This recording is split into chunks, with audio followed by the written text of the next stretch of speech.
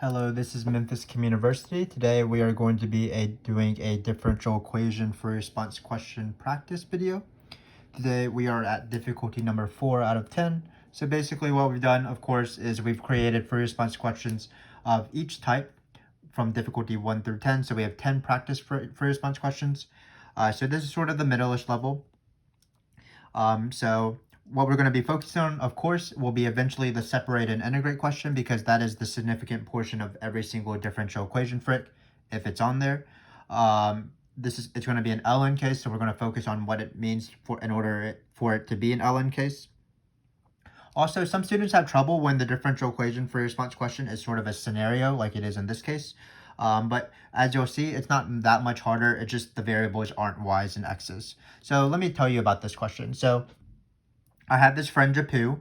Japu makes lovely videos for our website in terms of calculus. She explains very difficult concepts probably better than I do, and I'm a teacher. But she also likes to argue with people outside of class. So Japu, her dream is to eventually argue with 1,000 people at once. We have this rate. Right now, at the very beginning of her argument journey, she started arguing with 50 people at once, so she's pretty talented. And then the number of people that she argues with satisfies, will be the solution to this differential equation right here. So dj dt equals 1 over 20, 1,000 minus j. And then we have this initial condition. So, of course, all of this is quite silly. Really, none of the beginning paragraph really matters at all. It's all about this differential equation and perhaps this initial point. But it's just a scenario. So again, when you have these weird scenarios, just locate the differential equation, locate the given point, and then let's just go for it. So in this case, the first question and the second question aren't too bad. The second question is slightly tricky, but let's go for the first question. So it says, is Japu going to gaining more people to argue with when she is arguing with 200 people or when she is arguing with 500 people? So this is the rate of change of the number of people she is gaining per months. So basically all we're going to do in this question is, it's one of the easiest questions. We're just going to plug in 200, we're going to plug in 500, and we're going to see at 200 or at 500 which rate will be higher. So we're going to use the vertical bar notation. So we write t is equal to 200. We're going to plug this in. At 200, 100 minus 200, we don't have a calculator because this is the differential equation frick, but it shouldn't be too bad. So we have 1,000 minus 200, I believe that's 800. And 800 divided by 20 is going to be 800 divided by 2. So I believe that's 400. When we plug in 200 here. Did I do that right? So again, let's actually do some math. Let's not be lazy. So 1,000 minus 200 is 800. 800 divided by 20 is the same thing as 80 over 2. So it's only 40, not 400. So I apologize for that. Let's try to do better. So as you can see, this is the danger of trying to do math in your head. So for this one, let's actually multiply it out. So we're going to write 1 over 20, 1,000 minus 500. Probably should have done this in the first case.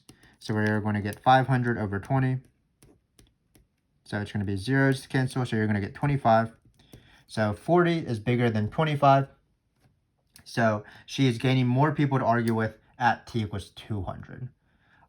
So when she's arguing with 200 people, the number of people she's gaining to argue with will be greater than when she's arguing with 500 people simultaneously. So in this case, it's 200 people. So we can just box that guy. Again, a pretty rare question because it is pretty easy. It's just seeing whether you know that this is the rate, so you don't have to actually take any derivatives. You don't need to plug in time values because you're plugging in j, which j is the number of people she's arguing with at any given time. So all you're doing is you're plugging in 200 and 500. So I've seen this question on an AP exam, and usually my students get this one right and they'll get the next one wrong. So let's talk about that. So in this case, we are finding the second derivative in terms of j, and then we're going to ask some question about concave up or down, which makes perfect sense because the second derivative deals with concave up or down. If the second derivative is positive, it's concave up, and if the second derivative is negative, it's concave down. So we do need to find the second derivative, but be careful. We are starting with the first derivative, so we don't need to take two derivatives to get to the second derivative. We already had the first derivative, so we're only going to take one derivative. Try to say the word derivative like 10 times fast. It's really hard. So I'm going to rewrite the first derivative as 1 over 20 times 1,000 minus j. Let's simplify this to be 50 minus 1 over 20j. And now let's take the second derivative. So this is where people mess up. So let's look at this carefully.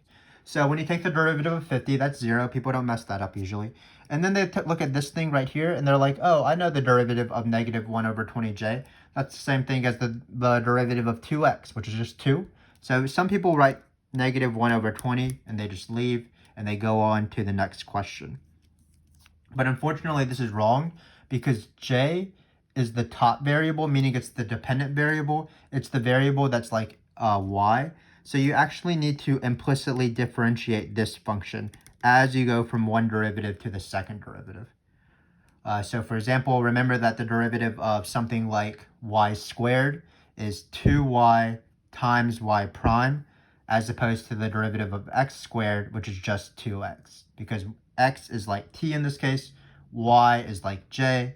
So j is a function of t, which means you have to multiply by the derivative of the inside function, which is the chain rule. So the derivative of negative 1 over 20j is negative 1 over 20 times the derivative of j, which is actually dj dt. So just be careful. Obviously, it's very easy to mess this up. You're so excited to do the separate and integrate question that you run through these questions, and then you take the derivative of negative 1 over 20. It just looks so easy. It's negative 1 over 20. But remember that you need to multiply by j prime technically, because we are doing implicit differentiation. But once you recognize it, then the question becomes easy, because you want to substitute something in for dj dt, because we want to write it in terms of j, but it's right here. So we can replace dj dt with all of this. So it's going to be negative 1 over 20 times 1 over 20 times 1,000 minus j. So this is the second derivative. You can simplify it if you want. I'm just going to leave it like this. Hopefully you can see it in the shot. But again, just remember that to implicitly differentiate, even when you have y's and x's. So sometimes the differential equation has x's and y's. So when you take the derivative of anything with an x, that's just regular. When you take the derivative of anything with a y, you do need y prime. It does ask about concave up or down at 100, but all we're going to do is we're going to plug in 100, because that's what j is. So 1,000 minus 100 is going to be 1,000 minus 100 is 900, and 900 divided by 20 over 20, 20 times 20, that's 400. So 900 over 400 is 9/4. This is going to be negative 9/4. So we really don't even care about what this number is. We only care whether it's negative or positive. It's negative, which means that this function here is going to be concave down, because the second derivative is negative. So here it's going to be concave down. Let's just write CD. This is super lazy, but this is just for practice, of course. So again, just be careful in this question.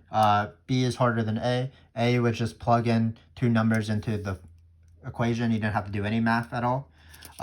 B did require taking the derivative, and oftentimes in the differential equation for response question, because the differential equation includes the dependent variable, when you take the derivative, you do need to implicitly differentiate, which means just multiplying by dj dt or y prime when you take the derivative of anything with a j or y. So again, just be careful, and if you practice enough, you'll be able to catch your mistake, and you'll be able to be like, oh, I've seen this question before. They're trying to trick me, those awful people. But they are not going to trick me, because I have experience with it. But of course, the most important question is going to be finding the particular solution. This is the separate and integrate. So if you did get tricked, you have your chance to redeem yourselves in this question right here. So let's rewrite the differential equation. So I'm going to really focus on this part of the free response question, because it is the most important part. This is 1,000 minus j. So this is called separate and integrate, because what you do is you separate the functions, and then you integrate both sides when there's a single variable. So let me just remind you a few things as you're separating. First thing is that you don't want to distribute anything ever because it just gets more complicated. Like I'm not going to distribute this inside. I'm just going to keep the 1 over 20 in the front. Also, what we're going to try to do is we're going to take all the j's to this side and all the t's to the right side. 1 over 20 actually isn't either one, so you do have a choice of bringing it to one side. But I often have my number, even if it's a fraction like this, stay on the t side or the x side because it's usually easier. So let's separate. Remember, separating and integrating, or the separate step implies either cross multiplying or cross dividing. So in this case, I'm going to bring the dt over, so it's going to be 1 over 20 dt. And because this is multiplied, I want to divide it. So it's going to be dj over 1000 minus j. Now we're going to take these integrals. We did the separate step. Just be careful in the separate step. You do want to do it right because everything else is governed by it. So we have an integral of 1 over 20. That's so easy that it's hard. But the integral of 2 is, for example, 2x or 2t. So in this case, the integral of 1 over 20 is just 1 over 20 t. Keep in mind the most important thing in these free response questions is the plus c, the constant of integration.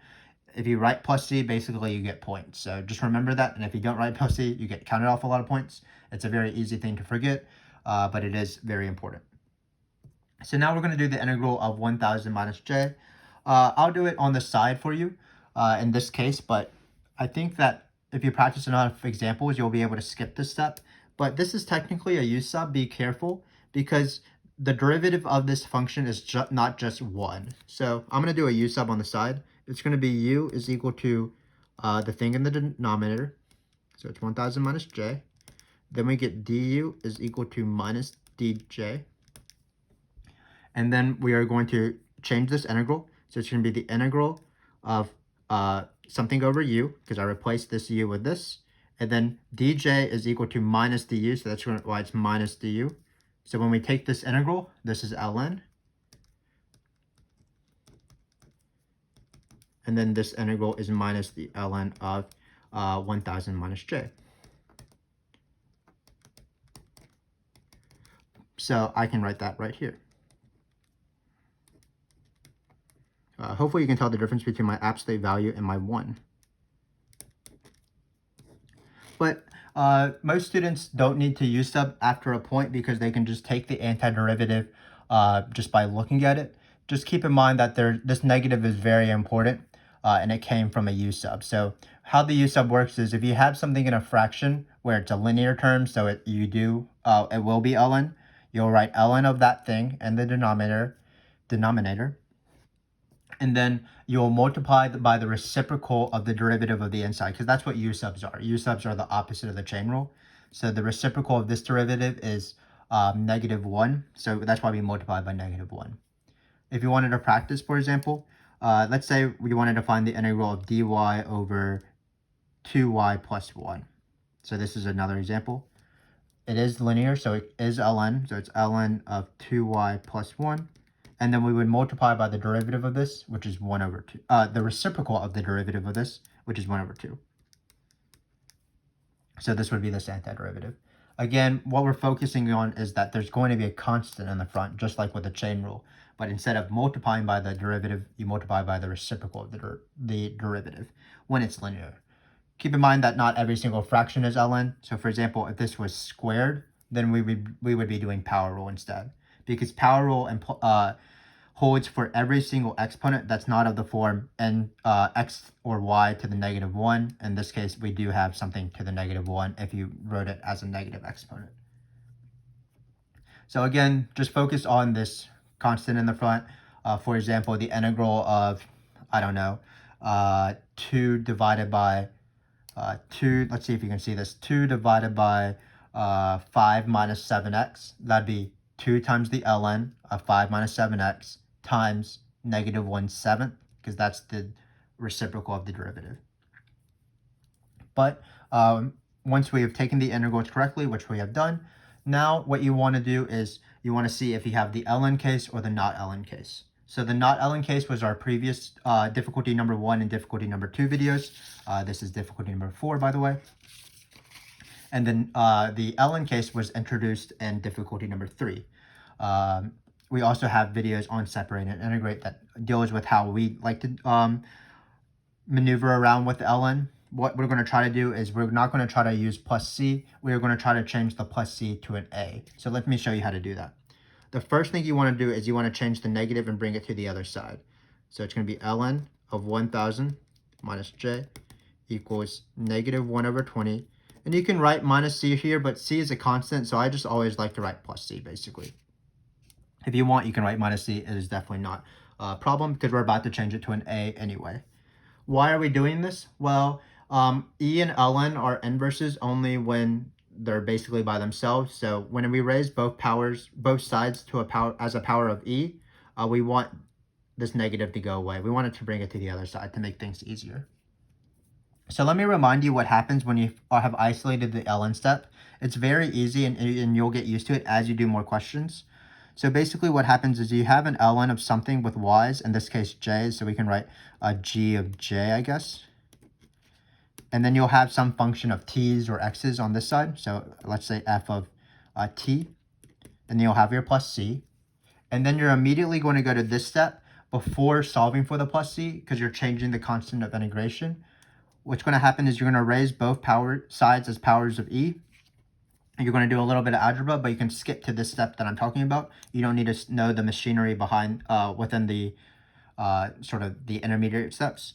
So what it is you just copy this g of j, and then you write a because the plus c becomes an a. Then it's going to be e to this power right here. And this is this is changing the constant because we raised everything to the e. It's really e to the c plus or minus, and it becomes this big constant a. So no more plus c, just a. So this is how the rule works. Again, a lot of students are confused when they first see this, but if you do it in this way, every time you have an ln, you'll miss the questions less because it's easier to solve for this a. So in this case, what it's going to be is 1000 minus j equals, we're going to write a big A, e to this function right here. The plus c goes away. And this is the function. This is how you separate and integrate with the ln case. After we integrated, we transformed the constant because it will be a lot easier to solve. And let me show you that.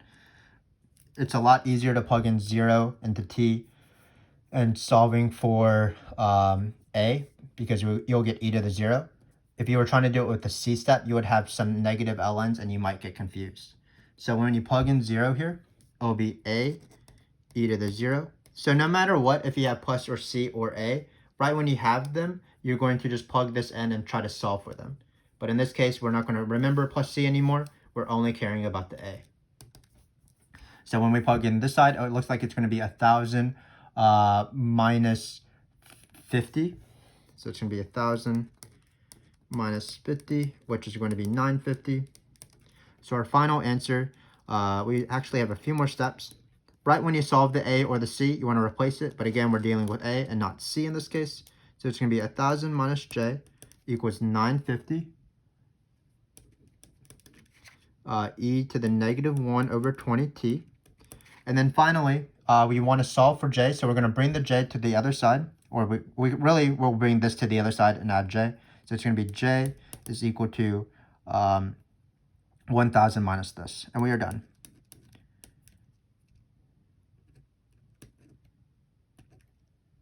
So negative 1 over 20t. And that is the answer.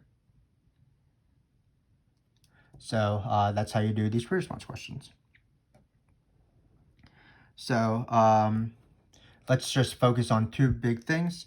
So the first big thing to focus on is remember that when you first separate everything very carefully. The second thing is that it's not always just ln. It might be negative ln or like 1/2 ln, depending on what the derivative of this guy here is. Then after you integrate it, what you want to do is you want to isolate the ln, and then you employ this strategy right here to change the plus c into an a. You're going to solve for a instead using the initial point and not plus c. And then finally, you are going to plug in for your function here. So that's how it works. this is the solution. So finally, what I would do is I would really focus on the separate and integrate step as we have done right now. It's just such an important step in terms of trying to do these questions as accurately as possible. For example, in these questions, it might be 5 points out of 9, which is just a huge chunk of the AP exam. 1 point for separating, 1 point for antiderivatives, 1 point for writing some constant of integration, 1 point for plugging in and solving for that constant of integration, and finally 1 point for isolating the function. So that's that. Now we have one last thing to do. We need to find the limit as t goes to infinity of j of t. So this is just a random little question at the end. So we're going to take this limit and we're going to try to plug in 1,000, not 1,000, infinity, and then we're going to see what happens. So basically, as time goes on forever, as Japu keeps gaining and keeps gaining and keeps gaining people to argue with, then we're going to see what this number approaches. So we're going to have the limit as t goes to infinity of 1,000 minus 950 e to the negative 150. So when we plug in infinity here, where we're going to plug in infinity is right here. So when you plug in infinity, some teachers don't like you to actually plug in infinity because it really doesn't mean anything. That's really what the limit means. You just let t be bigger and bigger and bigger and bigger. But I actually like to write out infinity, even if infinity is a concept and not a number, because I can manipulate it like a number. So when we plug this in, we're going to get 1,000 minus 950 e to the negative 1/5, and I'm going to write times infinity. Again, this has no meaning, but it's easier for me to wrap my brain around. So we're going to get 1,000. Well, infinity times negative 1/5 is negative infinity, because when you have infinity divided by 5, you're still going to be going bigger and bigger. So it's going to go infinity, and then we have a negative in front. So e to the negative infinity is the same thing as 1 over e to the infinity because of fractional exponents. And then what is 1 over e to the infinity? Well, first off, e to the infinity basically means you take this number e, which is around 2.7, and then you multiply it by itself a bunch of times. So multiply e a million times, a trillion times, whatever, quadrillion times, if that's a thing. And then you'll just see what you get. Are you going to a number, or are you going to infinity? And of course, if you multiply 2.7 several times, the infinite number of times that is possible, you're going to eventually get infinity. So in this case, we'll get 1,000 minus 950 over infinity. And what is 950 over infinity? Well, 950 is a pretty big number, but it has nothing compared to infinity.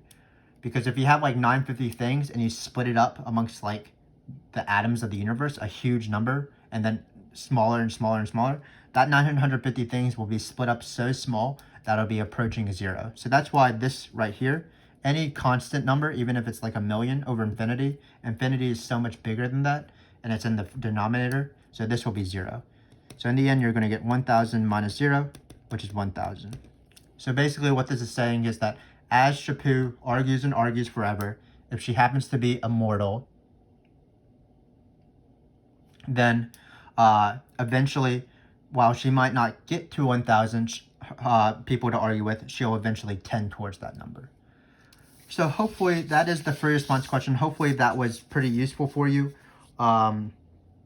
This is pretty standard separated and integrate questions, differential equation questions, where we had a second derivative, where we had the separate and integrate as the key process.